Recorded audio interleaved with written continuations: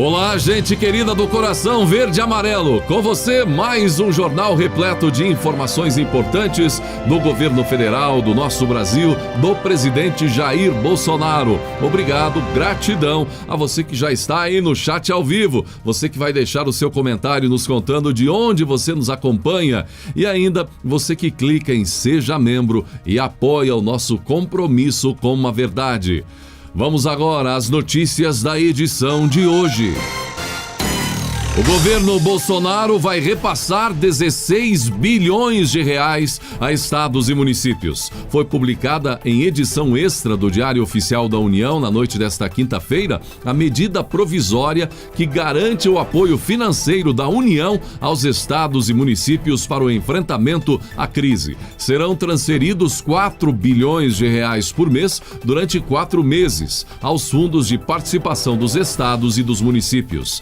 A medida já havia sido anunciada aos governadores no mês passado. A recomposição desses 16 bilhões compensará a perda de arrecadação do imposto de renda e do imposto sobre produtos industrializados sobre os cofres estaduais.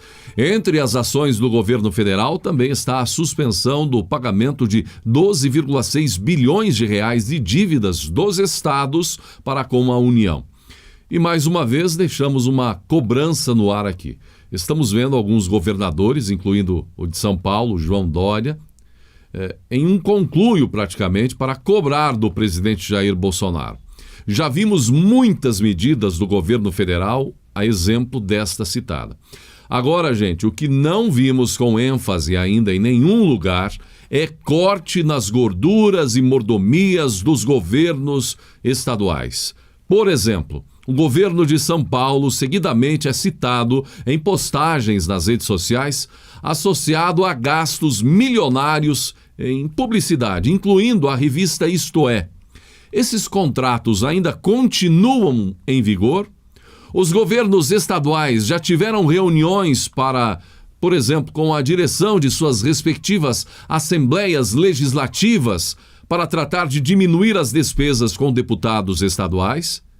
E aproveitando ainda para ir mais longe, alguém ouviu a Câmara de Vereadores de suas respectivas cidades falando em reduzir custos ou diminuir salários para garantir guarnição de recursos para o essencial nos tempos difíceis? Alguém ouviu algum pronunciamento do senhor Rodrigo Maia, presidente da Câmara dos Deputados, ou de Davi Alcolumbre, fazendo o mesmo na Câmara ou no Senado?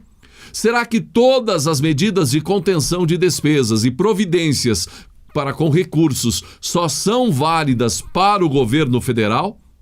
Não é de se admirar o quase desespero, às vezes, do presidente Jair Bolsonaro perante a crise econômica que podemos ter logo aí adiante. Estados como São Paulo parando tudo, será que pararam os gastos inúteis?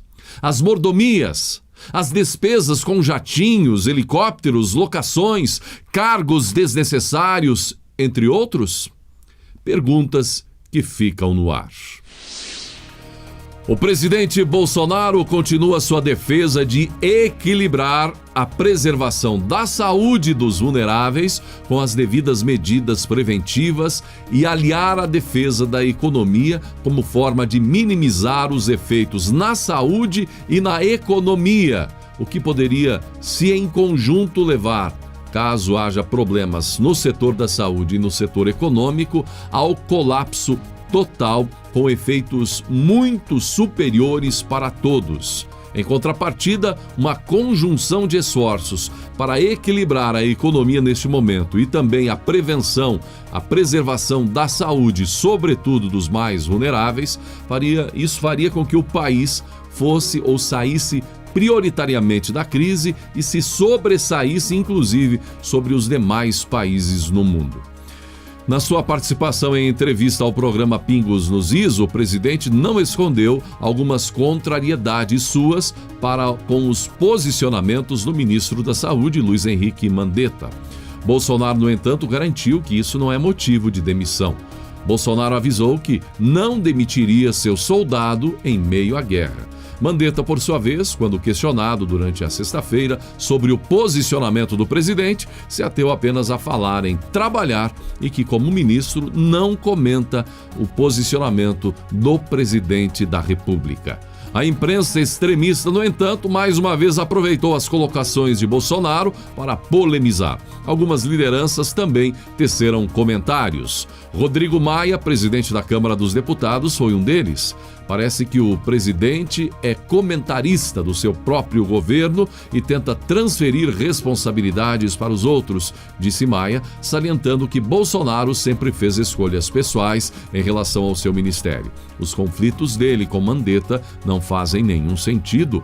Mandetta continua tendo um papel fundamental, mesmo desautorizado pelo presidente, afirmou Maia, complementando achar que Bolsonaro não acredita no que o ministro está fazendo e que não tem coragem de tirar o ministro do cargo.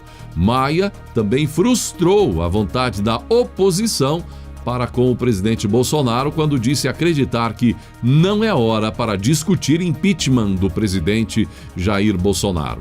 Há pelo menos 2 propostas nesse sentido protocoladas no Congresso. Segundo Maia, o momento é de focar na crise econômica e social. No meu radar só tem um tema: superar a crise, salvar vidas e garantir empregos. Acho que a agenda política não tem espaço nesse momento, em hipótese alguma. Vamos concentrar em soluções para a saúde e para as empresas, afirmou Maia em videoconferência organizada pelo jornal Valor Econômico. A oposição almeja o impeachment do presidente Jair Bolsonaro por considerar equivocados seus posicionamentos no setor da saúde. É uma discussão importante que o presidente tem levantado. Alguns questionam também se o exagero de alguns dos estados mais atingidos e com mais medidas extremas não levaria o pico da crise para o forte do inverno, o que naturalmente traria uma situação inimaginável. E o pior, já com o colapso econômico devido a atitudes prematuras tomadas para marcar território político nos estados. Então é válido ressaltar ainda que os países mais atingidos até o momento estão no hemisfério norte, vindo justamente no rigor do inverno a crise por lá, e agora o inverno está aqui logo aí adiante. Um segundo questionamento é o motivo da imprensa extremista e algumas lideranças terem um posicionamento tão cauteloso. O questionamento é por que tem um posicionamento tão cauteloso com determinadas substâncias medicamentosas que estão demonstrando bons resultados. O renomado médico que primeiramente atestou a eficácia da substância mais famosa e seus derivados até o momento, Dr. Didier Raoult, inclusive em um novo estudo que ele tornou público nessa semana, ele coloca que a substância deve ser dada não quando a pessoa já está em situação desesperadora, mas antes, justamente para evitar o agravamento. E é por isso mesmo que ele está sendo questionado pela imprensa e por outros cientistas, porque segundo esses cientistas, com ou sem substância, a maioria dos casos se resolve por si só. Ocorre que com a substância, esse renomado cientista francês, ele diz que os números de casos que vão piorar diminui consideravelmente. O que poucos sabem é que, embora o seu nome tenha algumas polêmicas de fato no passado, esse cientista francês tem um currículo muito extenso, altamente gabaritado, PhD na área, entre outras especializações em múltiplas divulgações científicas.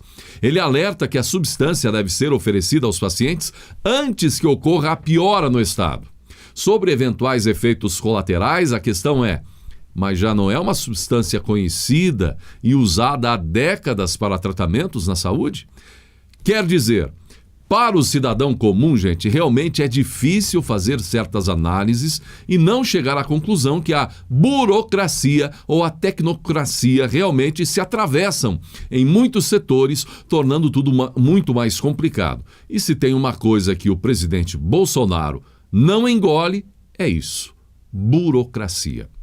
Agora, no que tange ao ministro Mandetta, Não há dúvidas que se trata da pessoa certa para estar no lugar certo, na hora em que mais precisamos, uma elegância, um tato, e ele, embora tenha defendido muitas vezes a tecnocracia pela ciência, ele também entende o que o presidente está dizendo e certamente no momento oportuno haverá convergência completa entre ambos no ponto de equilíbrio.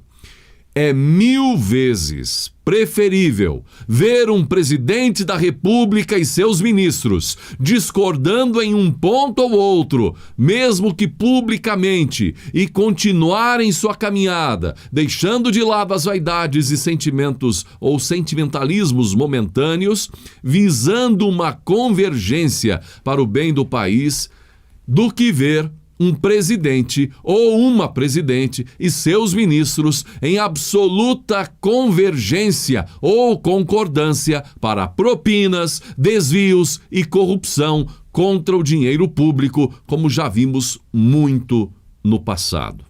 E não sejamos inocentes também, a ponto de acreditar que determinadas raposas políticas tomem determinadas decisões, tipo a que Lula e Dória tomaram nessa semana, pensando em qualquer coisa que não uma articulação para derrubar um inimigo comum no momento. Esse inimigo, claro que não é o agente chinês, é Bolsonaro. E no meio do que o Brasil está vivendo, uma boa notícia é sempre bem-vinda. Petrobras anuncia a descoberta de nova camada de óleo no pré-sal. A Petrobras informou que descobriu óleo em reservatórios porosos do primeiro poço do bloco Uirapuru, localizado no chamado Polígono do Pré-Sal, na Bacia de Santos. De acordo com a companhia, essa é uma área de exploração conhecida informalmente como Araucária. De acordo com a empresa, o poço está localizado a cerca de 200 quilômetros da costa da cidade de Santos, São Paulo, e a 2.000 metros de profundidade. A Petrobras acrescentou que os dados do poço serão analisados e, a partir das informações, será possível direcionar melhor as atividades exploratórias na área e avaliar o potencial da descoberta. Sobre a vontade da oposição de promover o impeachment, veja o que o Procurador-Geral da República, Augusto Aras, afirmou nesta sexta-feira, dia 3. Não vou aceitar manipulação, disse Aras, sobre ações da oposição para derrubar Bolsonaro do cargo. O Procurador-Geral da República, Augusto Aras, afirmou nesta sexta-feira, dia 3, que não vai aceitar manipulação de ninguém. Em conversa com o blog Radar da revista Veja, Aras respondeu de pronto ao ser questionado sobre as tentativas da oposição para derrubar o presidente da República, Jair Bolsonaro. O chefe da PGR declarou: "O pessoal está batendo na porta errada. Aqui não é casa de solução política, é casa de legalidade. Para caçar presidente tem que ir ao Congresso. Não vou aceitar manipulação de ninguém. Vou cumprir as leis. Não adianta pressionar", concluiu Aras. E os tais panelaços que estão sendo amplamente divulgados pela Globo e pelo portal UOL, entre outros, e por militantes da esquerda, seriam mesmo verdadeiros? Ou seja, quando a população, de uma forma geral, e não militantes do PT, PSOL ou PCdoB e até os tucanos, articulando algum barulho para gravar e mandar para William Bonner publicar no Jornal Nacional, visando pressionar o presidente? É uma pergunta interessante, sobretudo quando tem circulado nas redes sociais um vídeo onde um cidadão que supostamente seria funcionário de uma grande universidade do estado de São Paulo aparece com caixas de som, com o som de panelaços e gritos, panelas ou sabe-se lá o que, batendo, e gritos contra o presidente, com um elevado grau de similaridade às edições que a Globo tem mostrado no Jornal Nacional. O que de fato é esse vídeo, não sabemos. Mas a verdade é que estão travando uma luta tão feroz contra Bolsonaro que nada é impossível, que é muito provável, mas muito provável que isso esteja de fato acontecendo. Ou seja, armações de vulgos panelaços, em conluio com emissoras de televisão e portais, para bater não em panelas, mas no presidente. É tanta pressão que talvez seja por isso que o presidente Jair Bolsonaro convocou os cristãos brasileiros para um dia de jejum nacional neste domingo, dia 5, em meio à crise que o Brasil e o mundo estão vivendo. Tenho certeza que o Brasil sairá dessa crise muito mais forte. Muito obrigado a todos vocês e àqueles que têm fé e acreditam. Domingo, dia 5, é o dia de jejum, disse o presidente. Na quinta-feira, dia 2, Bolsonaro, que é católico, mas tem uma aproximação grande com evangélicos, conversou com pastores e outros líderes evangélicos na saída do Palácio Alvorada e também recebeu orações. Um pastor presente solicitou ao presidente que ele convocasse toda a nação para um dia de jejum e orações pelo Brasil. Tudo o que ligamos aqui na terra também será ligado nos céus, disse o líder evangélico. Outro líder disse que havia um exército de cristãos no Brasil orando pelo presidente e pelo país e fez referência ao versículo bíblico de Jeremias 1,19 que diz: "E eles pelejarão contra ti, mas não prevalecerão, porque eu sou contigo, diz o Senhor, para te livrar." Bolsonaro agradeceu aos líderes evangélicos presentes por suas orações por ele e pela nação. Posteriormente, em uma entrevista à Rádio Jovem Pan, o presidente reafirmou a convocação para o jejum. "Sou católico e minha esposa evangélica. É um pedido dessas pessoas. Estou pedindo um dia de jejum para quem tem fé. Então, a gente vai brevemente, com os pastores, padres e religiosos, anunciar, pedir um dia de jejum para todo o povo brasileiro, em nome, obviamente, de que o Brasil fique livre desse mal o mais rápido possível", disse o presidente durante a entrevista. As medidas mais importantes para enfrentar a ameaça continuam sendo tomadas pelo presidente Jair Bolsonaro e equipe. Agora o governo federal, através da Câmara de Comércio Exterior, CAMEX, ampliou a lista de produtos necessários ao combate com redução temporária para zero da alíquota do imposto de importação. A resolução número 28 foi publicada na edição desta sexta-feira, dia 3, no Diário Oficial da União. Entre os produtos com redução do imposto estão tecidos para a fabricação de máscaras, suporte para circuitos respiratórios, válvulas de ventiladores pulmonares, baterias, cartão de memória, entre outros dispositivos. Essa é mais uma das muitas medidas que o governo Bolsonaro tem tomado e que, com o passar dos dias, se estabelecem na realidade cotidiana do país, tornando-o mais forte nesta batalha. E agora, uma reflexão imperdível. Um dia, um comerciante encontrou 3 homens que se lamentavam por mal ter o que dar de comer à família deles. Passavam necessidades e os filhos estavam mal alimentados. Sensibilizado, o comerciante quis ajudar os 3 homens e disse que daria a eles um saco com farinha, para outro um saco com pães e para outro um saco com sementes de trigo. O homem mais afoito foi logo pegando o saco com pães e correu para casa. O outro escolheu o saco com farinha e agradeceu, saindo apressado. O terceiro ficou radiante com o que lhe sobrou. O comerciante então perguntou ao homem qual o motivo de tanta felicidade. Ao que o homem respondeu: "Realmente estou muito feliz, pois sou o único dos 3 que não precisará mais voltar aqui." Ou seja, foi o único que resolveu de vez sua situação e a situação dos filhos, levando para casa um saco de sementes de trigo. Quando falamos em comprometimento com uma nação, com uma empresa, com a família, com a qualidade, com a melhoria contínua ou até mesmo com a saúde, falamos de algo duradouro, falamos de comprometimento. Comprometer-se é não pensar só no momento, mas levar aquilo a que se propôs até o fim.